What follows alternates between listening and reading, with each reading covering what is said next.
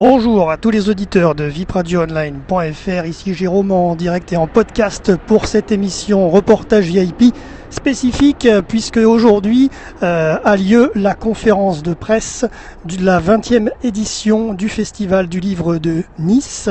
Nous sommes le 21 mai 2015 et donc cette 20e édition depuis le palais Masséna, la Villa Masséna, pardon. Je suis actuellement dans le parc, comme vous pouvez le voir, quelques minutes avant cette conférence de presse. Et donc, cette conférence va annoncer cette 20e édition du prix Nice Baie des Anges qui a couronné Jérôme Garcin pour son roman Le Voyant, publié aux éditions Gallimard. Le jury a distingué 7 ouvrages parmi 8 romans en lice. Le lauréat succède à Sylvain Tesson, qui avait écrit S'abandonner à vivre aux éditions Gallimard. Présidé par France-Olivier Gisbert, le jury réunissait Paul Constant, Irène Frein, Aurélie de Gubernatis, Didier von Kovelert, Laurent Sexic, Jean-Luc Gague, Nicolas Galup, sélectionné par des écrivains et par des journalistes d'Azur TV, un jury populaire de 10 lecteurs amoureux des livres et des mots a été associé aux délibérations. Le prix sera donc remis à Jérôme Garcin par monsieur le maire Christian Estrosi, maire de la ville de Nice, le vendredi 5 juin, en ouverture de ce festival du livre de Nice qui se tiendra sous la présidence de Françoise Chandeur-Nagor de l'Académie Goncourt. Voilà. Donc un petit mot bien sûr avant d'aller à cette conférence de presse. Donc dans cette conférence bien sûr qui va être présentée par monsieur le maire, il y aura également monsieur Ciotti, il y aura bien sûr monsieur François-Olivier Gisbert, le président du jury, et nous essaierons de l'avoir en interview dans cette émission reportage VIP, ainsi que monsieur le maire de Nice, monsieur Christian Estrosi. Voilà, vous savez tout. On va tout de suite partir sur cette conférence de presse dans quelques minutes. Merci à tous de nous suivre en tous les cas sur notre Périscope sur vipradioonline.fr et notre Twitter @asso-rvpb. Alors juste avant d'introduire cette émission avec cette conférence de presse, petite précision bien sûr, côté programmation musicale, nous écouterons les artistes RVPB de notre association, à savoir M. Boudax, Sarah Champin et Pascal Delagaré. Donc vous êtes de celles et ceux qui nous réconcilient au fond avec cette société et qui peut, pour nous, les hommes politiques, si souvent vilipendés, sans doute parce que nous le méritons d'ailleurs, autant que les journalistes, et là, on a la chance de pouvoir avoir des hommes et des femmes tels que vous pour pouvoir avoir le bonheur de ces grands rendez-vous. Alors je veux vous en remercier, et puis c'est vrai que ce que nous avons voulu avec France, avec Christian, en faire en même temps un festival populaire dont le prix est un prix discuté, et tous ceux qui ont envie, et je suis heureux de voir qu'au fond, qu'année après année, on a envie d'un Goncourt, d'un Renaudot, et on a envie d'un livre des anges. Et aujourd'hui, c'est intéressant d'avoir un livre des anges. Et certains d'entre vous l'ont lu notamment. Bon, et donc voilà, vous êtes avec France qui vous préside, Paul, Irène qui s'excuse pour son absence, Jean-Luc Gague, mon conseiller municipal délégué à la littérature et à bien d'autres sujets dans le domaine culturel et au théâtre notamment, et qui a pris le relais de Raoul Nil, pour lequel j'ai toujours une pensée à ce rendez-vous parce que je sais tout ce que je vois aussi à Raoul et Jean-Luc s'inscrit si bien aujourd'hui, où le professeur de français, de niçois, d'occitan, parce qu'on va aussi nous supprimer nos langues régionales qui font partie du patrimoine national. France, on va nous supprimer tout ça quand même. Bon, mais nous on va pas nous supprimer ici.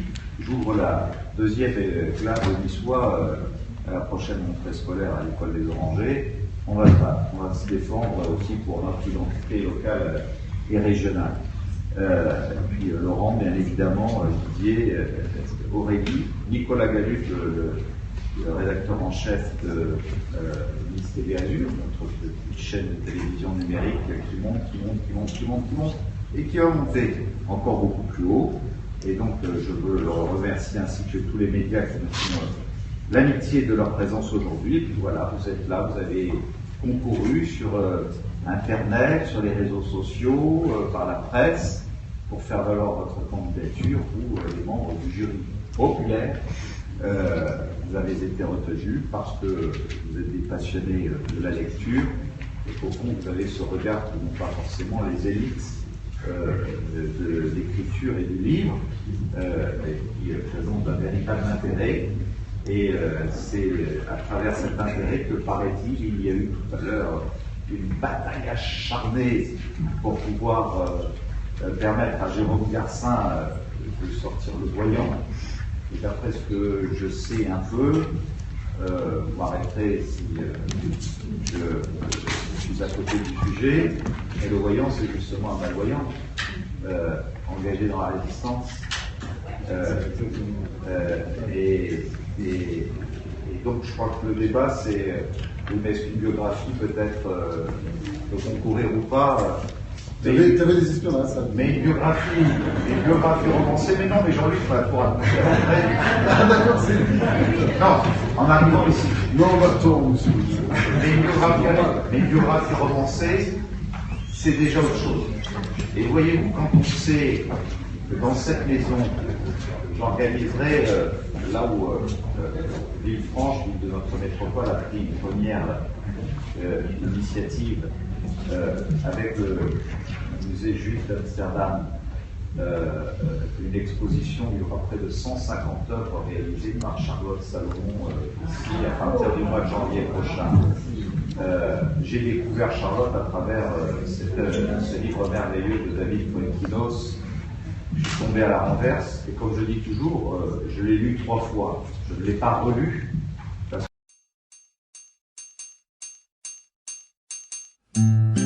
Assis devant la page blanche, ma main tremblante tisse des mots qui peu à peu me font la rime et à leur tour tressent des sons pour mieux rêver. Partir loin de tout, loin d'ici,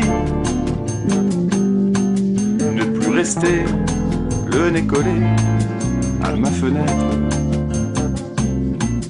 ne plus rester le nez collé à ma fenêtre. Demain peut-être aurai-je enfin cette chanson et ce refrain qui laisseront tel un parfum, un peu d'amour, un peu de vie, pour mieux rêver, partir loin de tout, loin d'ici, ne plus rester le nez collé à ma fenêtre, ne plus rester le nez collé à ma fenêtre.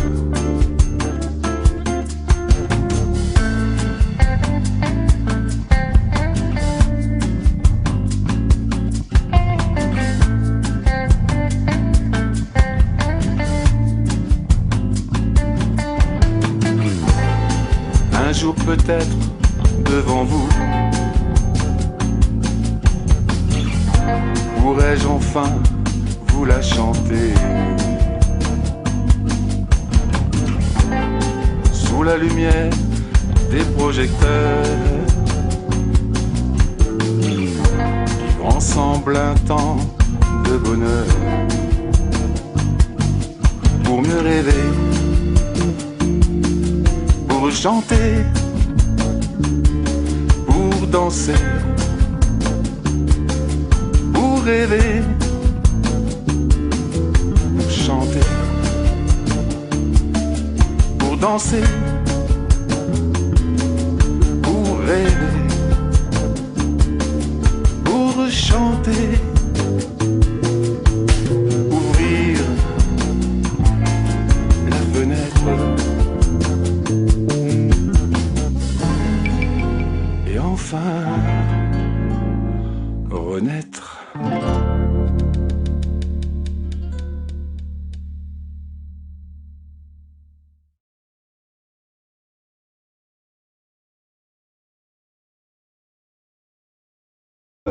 pour débattre des affaires de transport d'ailleurs.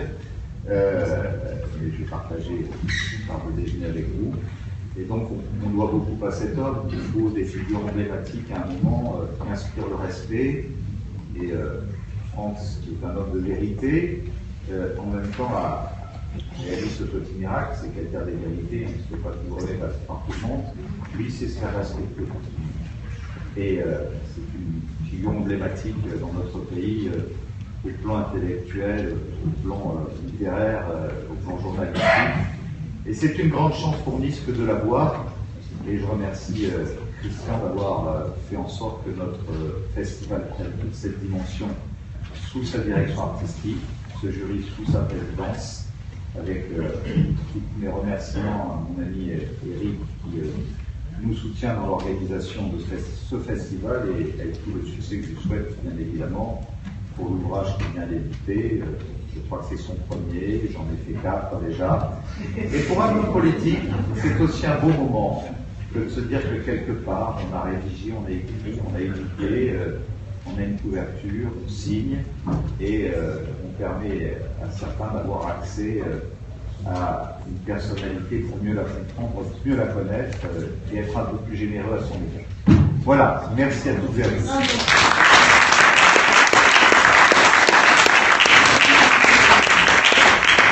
Il y a des questions.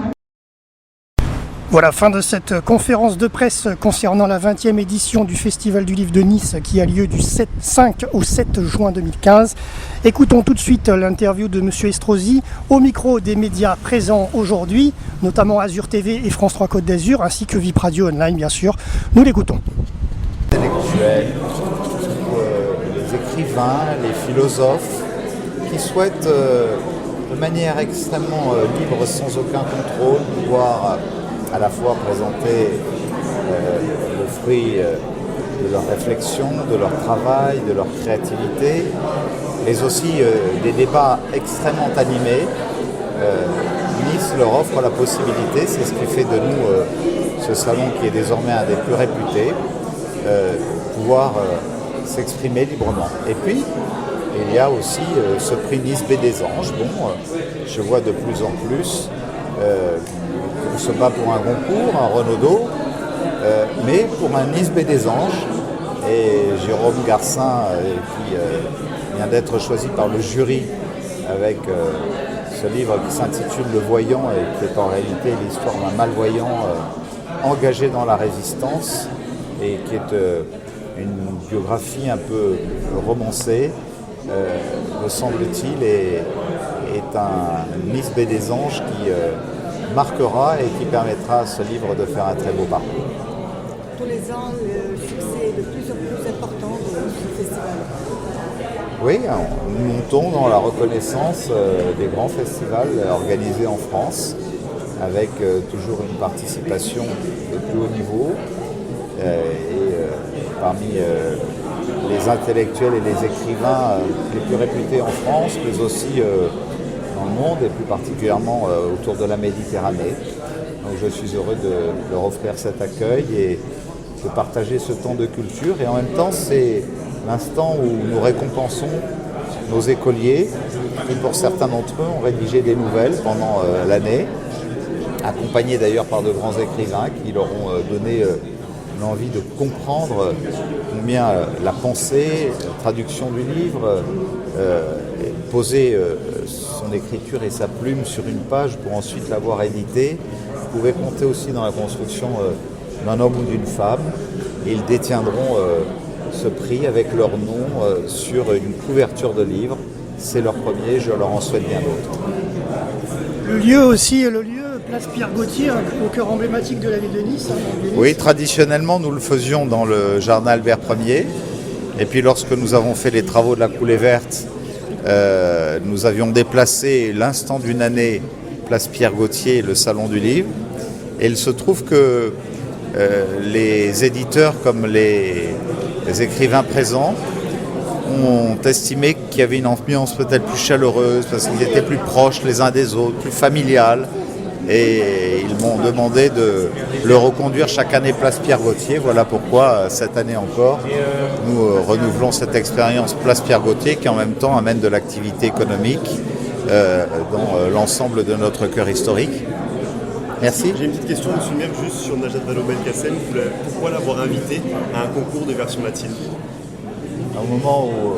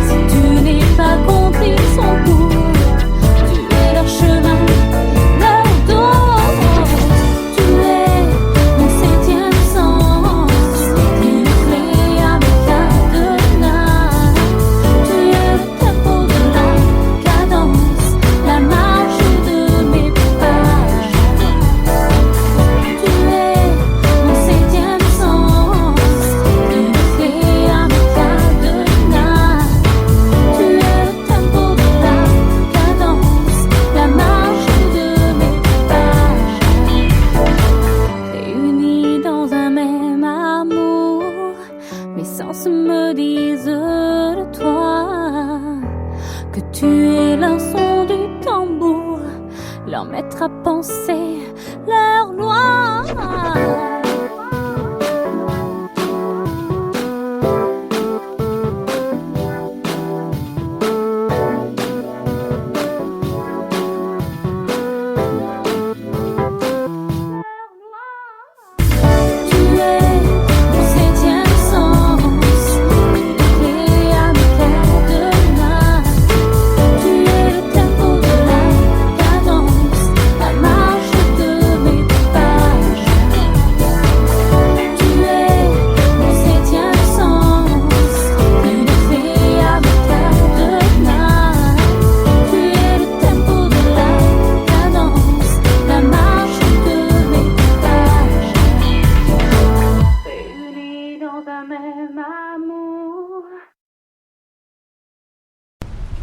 Écoutons maintenant l'interview de France-Olivier Gisbert au micro bien sûr des médias présents ce jour, notamment Azur TV et France 3 Côte d'Azur et bien sûr notre association RVPB vipradioonline.fr. Facilement, comme toujours dans ce prix où il y a à la fois des auteurs, à la fois toutes sortes de personnes, disons, qui travaillent plutôt à Paris, même si elles sont d'origine ironissoise. Et puis de l'autre côté, un jury dit populaire, mais je dis ça pour m'amuser, mais c'est vrai que ce sont des gens, des enseignants, des gens de toutes sortes d'ailleurs, des commerçants, qui s'intéressent à la lecture. Bon, les débats, depuis le temps que cette façon de faire existe, les débats peuvent être assez violents. Ils l'ont été, rassurez-vous, comme d'habitude. Mais à la fin, Jérôme Garcin est sorti assez facilement, parce que c'est un grand livre. Moi je le dis, pour moi c'est un livre il y a quelque chose de classique dans ce livre. Moi j'adore entendre Jean d'Ormesson célébrer l'admiration. Je trouve que c'est quelque chose qu'on ne fait pas assez en France. Il y a trop de haine, il y a trop de jalousie, d'aigreur, etc. Et voilà, là, Jérôme Garcin nous raconte un personnage absolument solaire, ce voyant, qui était aveugle et qui a été un grand résistant. Et voilà, c'est un très beau livre. Moi, c'est un livre qui fait du bien. C'est un livre qui, voilà, il y a des grands sentiments. Moi, j'ai adoré Le Voyant. Et donc, bon, il y avait des concurrents solides. Je pense notamment à Serge Joncourt, qui a écrit un très bon livre qui s'appelle Le Grand Écrivain National. Donc, voilà, tout ça, on discutait. Et puis, à la fin, on a voté. C'est pas passé au premier tour. Jérôme Garcin, il a fallu 2 tours, au deuxième tour, il l'a emporté. Et qu'est-ce qu'il avait de plus ? Cette biographie, elle avait quoi de plus pour séduire le jury ? Ce n'est pas une biographie, c'est disons, ce que c'est biographie romancée, enfin c'est pas tout à fait le mot, enfin c'est un beau livre. Et je pense qu'elle avait de plus. Moi je suis embêté de dire ça parce qu'il y avait des très bons livres en fait, parce que c'est un vrai travail. Enfin, chacun d'entre nous donne sérieusement les quelques bons livres qu'il a lus. Moi, il se trouve que j'avais donné celui-là, mais c'est pas toujours le mien. Je suis président du jury, mais c'est pas toujours le mien qui l'emporte. Ça fait longtemps que ce n'est pas arrivé. Bon. Et ce qu'il avait de plus, c'est très simple. Moi, je trouve que c'est un livre qui vous emporte. C'est un livre qui, voilà, c'est un grand livre. Vous savez, moi, j'ai une petite habitude, c'est quand je viens de lire un livre et que il m'a énormément plu.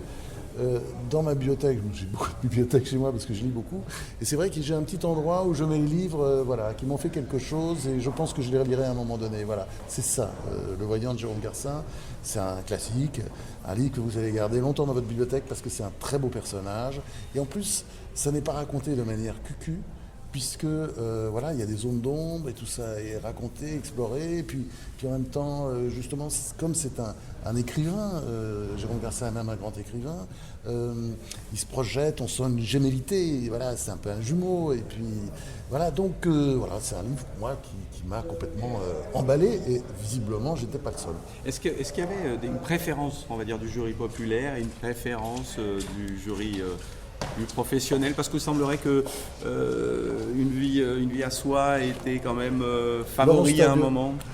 Oui, enfin moi je suis pas dans le jury populaire par définition, étant président. Franchement, moi j'ai trouvé ce livre excellent, donc j'étais pas du tout. D'ailleurs, j'en ai dit du bien et voilà, j'aurais voté pour lui. Mais Jérôme Garcin, franchement, c'est venu du jury populaire, c'est-à-dire que les arguments les plus forts, les plus violents, d'ailleurs, venaient de ces jurés qui étaient. Voilà. Et c'est amusant d'ailleurs parce que ce prix, vous savez, c'est pas moitié-moitié. Nous sommes noyés sous les membres du jury ou des jurés dits populaires. Nous sommes noyés, nous sommes 5 ou 6 là, devant une masse incroyable, et puis là, bon, c'est eux. Alors, parmi les membres du jury écrivain dont j'étais, c'est sûr que certains ont voté Garcin, mais on n'était pas beaucoup, je pense pas. De toute façon, chaque année, c'est la même chose, c'est le jury, populaire, enfin vous avez bien vu l'humour qu'il y a dans cette phrase, chaque année c'est quand même lui qui emporte la décision puisqu'il est beaucoup plus important. Ah bien, d'accord. Juste monsieur Gilbert, une petite question plus générale sur le festival du livre Merci. de Nice. Je vous en prie. Qu'est-ce qui vous évoque ce festival ? Comment vous le qualifierez ? Ce festival du livre de Nice, c'est un moment de liberté. C'est un moment extraordinaire. C'est un moment où Nice, qui est une grande ville culturelle et littéraire, qui a donné naissance à des tas d'écrivains, où Nietzsche a écrit Rue Saint-François de Paul les plus belles pages de son œuvre, je pense notamment au Gai Savoir. Bon, c'est une ville comme ça qui a une longue histoire avec la littérature, avec la philosophie, etc. Et là, chaque année, voilà, à l'occasion de ce festival du livre, Nice devient la capitale littéraire et culturelle de la France, bien sûr, mais je dirais aussi de l'Europe, parce qu'elle a un rayonnement c'est surtout sur la Méditerranée, mais ça va jusqu'à la Russie, le rayonnement de Nice. Donc voilà, c'est un grand moment, et comme on a la chance, disons, avec la municipalité sous la direction de Christian Estrosi, de travailler avec des gens qui sont, extrêmement tolérants, extrêmement ouverts. C'est très facile. Voilà, et c'est vrai que c'est un événement qui prend de plus en plus d'impact chaque année. Cette année, le Festival du Livre est présidé par Françoise Chandler-Nagor, qui a créé un livre magnifique. C'est sur la vie du frère de Jésus qu'elle nous raconte dans ce très beau livre. Et puis, il y aura des grands débats. Il y aura des grands débats, parce que nous faisons toujours des grands débats. Là, il y aura vraiment un grand débat là, qui promet d'être très animé, très agité, et à mon avis très suivi. Je ne suis pas sûr qu'il y aura assez de place à l'Opéra. Il aurait plutôt fallu faire ça au Stade, entre Michel Onfray et Éric Zemmour. Voilà. Ça, c'est typique. Voilà. Il n'y a qu'à Nice qu'on peut faire ça. C'est-à-dire une ville où il y aura du monde pour écouter ça, parce que c'est une ville culturelle, faut bien dire. C'est une des villes certainement les plus culturelles en région, c'est clair. Et donc il y aura du monde pour écouter ça. Regardez ce qui se passe au CUM, où il y a quand même des salles énormes pour suivre les grands débats intellectuels du moment, ou même les grands débats intellectuels du siècle. Et voilà. Donc l'idée, c'est quoi? C'est de faire de ce Festival du Livre à la fois un forum, je dirais, un lieu d'ouverture, d'échange et de débat. Super, merci beaucoup.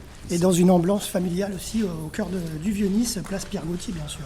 Ah c'est ça aussi, là c'est l'idée géniale qui n'est pas de moi, ça a été à un moment Estrosi donné. vous a expliqué. Oui, non mais c'est pas ça, l'idée n'est pas de moi du tout, mais c'est vrai qu'à un moment donné, c'était une idée de Christian Estrosi, c'est-à-dire de sortir le Festival du Livre de la place Masséna, où il était, je dirais presque ghettoisé, quoi, et de le mettre dans le Vieux-Nice que j'adore, pour moi, mais je pensais pas que c'était possible, effectivement, on l'a fait, ça a marché. Voilà, merci à vous. Merci à vous. Bonne journée. Merci.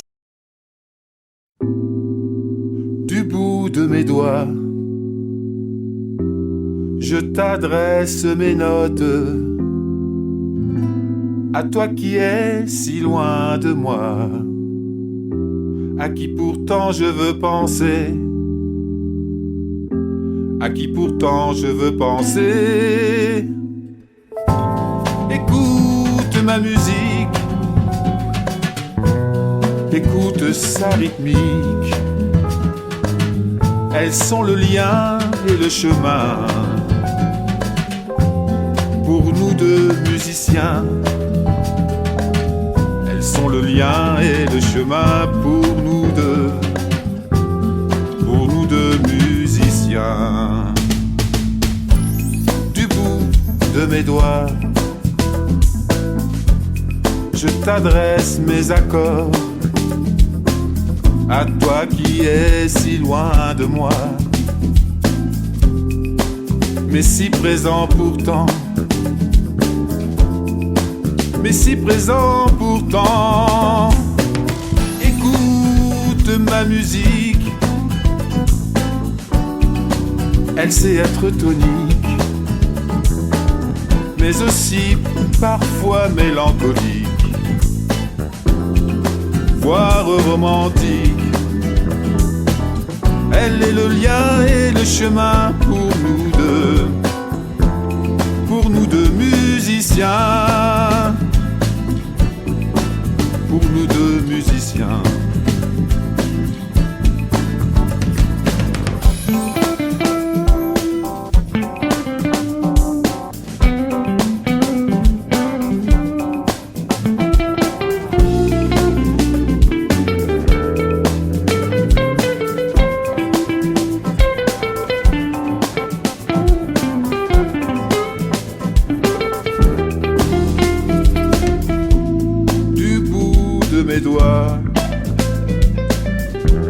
Je t'offre cette mélodie, à toi qui es si loin de moi, mais si présent pourtant, mais si présent pourtant. Écoute, écoute ma musique, écoute sa rythmique. Elles sont le lien et le chemin à tous nos rendez-vous manqués. Elles sont le lien et le chemin pour nous deux à tous nos rendez-vous manqués. elles sont le lien et le chemin pour nous deux. À tous nos rendez-vous manqués.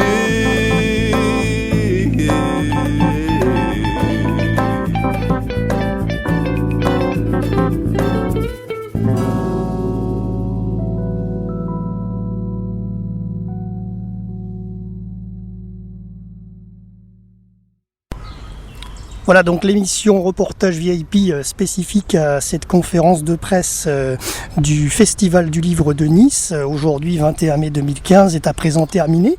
Merci à tous nos artistes RVPB qui nous ont accompagnés en musique, même si tout le monde ne peut pas passer à chaque fois. Merci également à vous, chers auditeurs, de nous avoir écoutés sur notre antenne web. Et donc rendez-vous du 5 au 7 juin 2015 pour ce Festival du Livre de Nice, Leçon de vie, qui aura lieu donc pour cette 20e édition, bien sûr, place Pierre Gauthier à Nice. Merci à tous de nous avoir suivis et à très bientôt sur notre antenne web, le www.vipradioonline.fr. Et bien sûr, merci également à nos invités qui ont été dans cette émission, monsieur François-Olivier Gisbert et monsieur Estrosi pour leurs interviews. Voilà. À très bientôt pour un prochain reportage. C'était Jérôme en podcast et en direct depuis la Villa Masséna à Nice.